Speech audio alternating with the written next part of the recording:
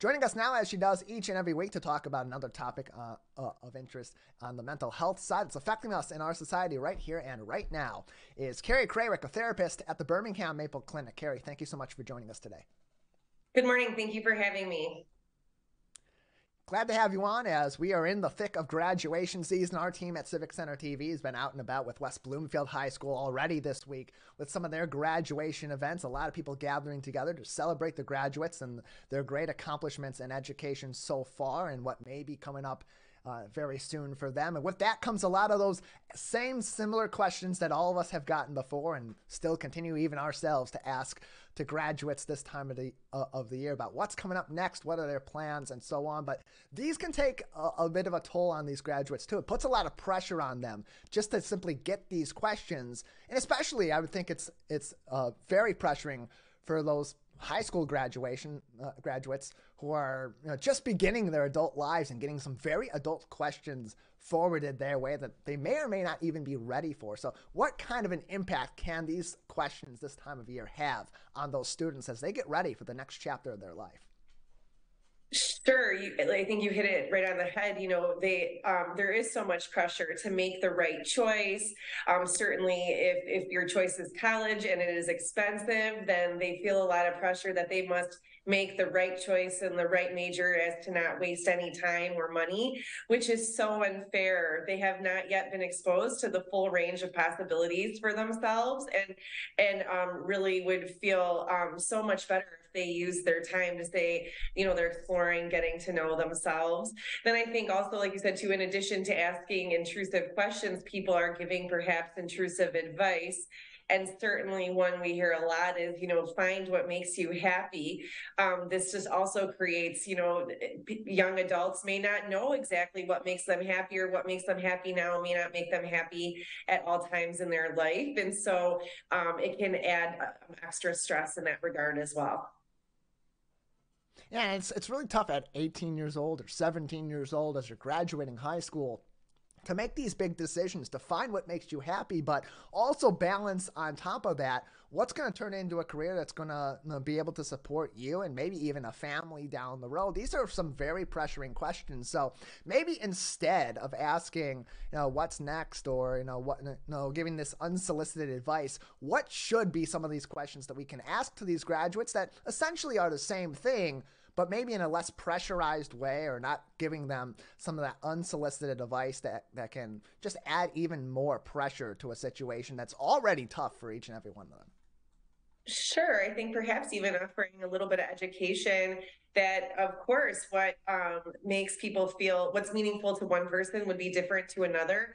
Comparison is the squasher of happiness, right? Because we're always searching for happiness. Happiness and joy are such wonderful, pleasurable feelings. It's nice to have them, although it's not great to have them all the time, just as any emotion is important to have in time and space, but not constantly. And the expectation that we should be happy all the time is really unfair to all of us. So, offering some insight, even that happiness, searching for happiness implies that something is outside of you, but really being grateful for your experiences, good or bad, looking for purpose or meaning, this happened to me so that I may do the next thing, that those are really the kinds of attitudes that create a joyful, happy life, when you feel that your experiences have worth and value, even if they weren't necessarily positive feelings. And it's interesting too, because at this time of the year, so much of the focus is supposed to be on the accomplishments so far, not necessarily what those next steps are. And as natural as it is for us as adults to think about, well, what's next? What do I have to do next? Because we've been through that, and that's what we do every single day. These are still kids. Just because they graduate high school doesn't mean that they are all of a sudden now full-fledged adults. They got a lot of learning left to do. So what should the focal points be for us adults, whether we're friends, whether we're family, whether we're just acquaintances of these individuals? What should those focal points be? Or better yet, what are better focal points to be having in those conversations we're having at graduation parties or other gatherings that we're seeing these graduates this summer? Yeah, I think, like I said, is, maybe perhaps asking what were the experience they had that brought them a lot of joy in their high school career or in their time thus far, and what was it about those activities that were uniquely, yeah, joyful or positive for them? What things, whether good or bad, were experiences that they're really glad that they had. And what kinds of experiences do they hope to have in the future? Again, like what topics and ideas have meaning to them, or what are pursuits that give them excitement or passion, that help shifting the conversation to something so specific. What are you going to be studying, or what do you want to do professionally? So specific, but maybe more broader leading questions would help foster a conversation and help lead people from one step to the next. And it's a pressured time too, Carrie, for parents who are trying to help their kids take that next step in their life, become their adult selves, and be ready to take the responsibility of their lives from the hands of their parents and into their own hands. So for parents, what would your advice be to them as they're helping their kids make that next step, make this big transition in life that, I mean, we talked about the pressures that come with it, but also the responsibility and the weight of that responsibility too. How do they help their graduates as they make this transition from their childhood, from high school, onto their career path or onto their next educational steps?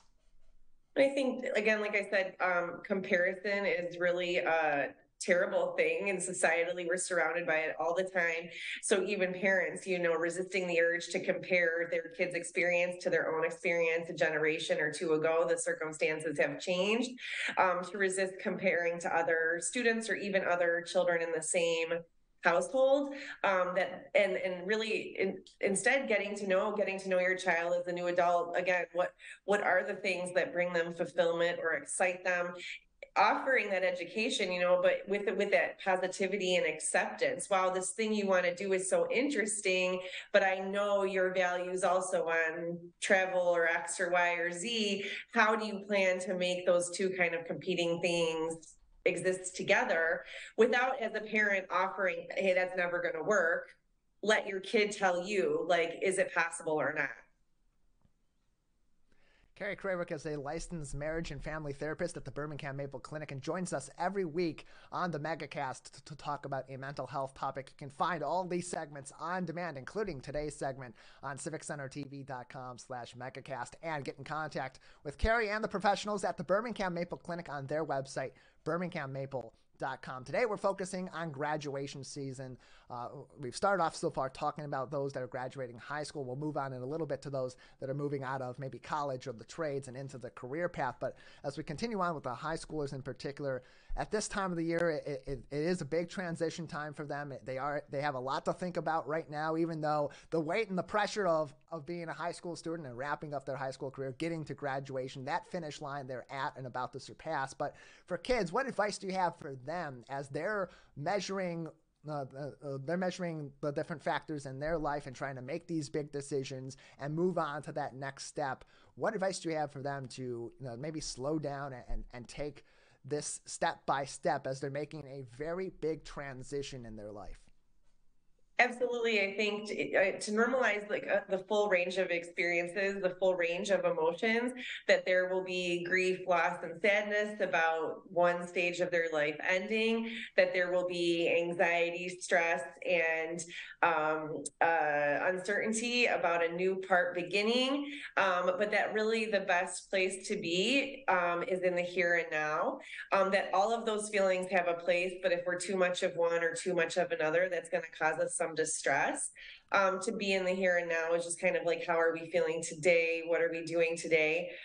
The other thing, and we had talked about this, but like, one of the best ways, happiness isn't something you can find if you're always looking for it externally from yourself. But instead, the research really shows that people who can be grateful for any particular day, experience, event, whatever it might be, actually are more joyful overall. So looking for an opportunity each day, what can I be grateful for today? What can I be thankful for today? Is going to create just a more joyful person across their lifetime.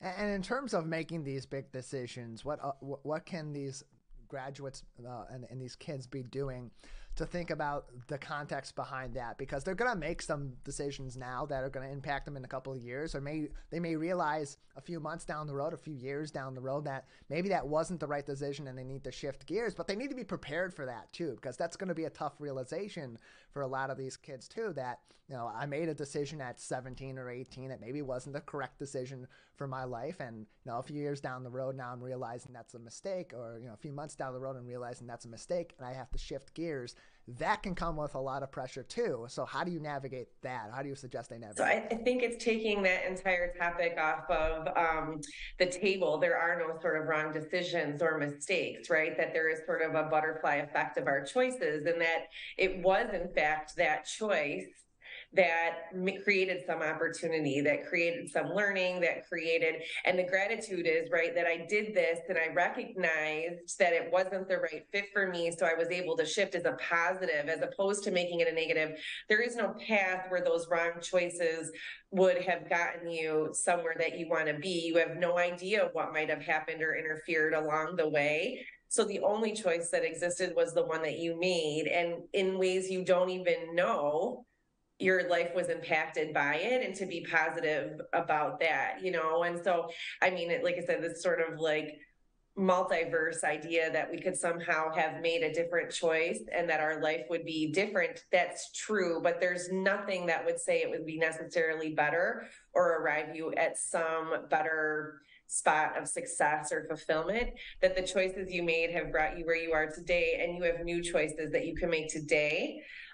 And that's always available to you. We have choices, and we don't have to make them all today. So when the time comes and the feeling arises, again, like if something has worth or value to you and that's changed over time, then you make new choices based on that awareness. But the choices you made the first time weren't wrong.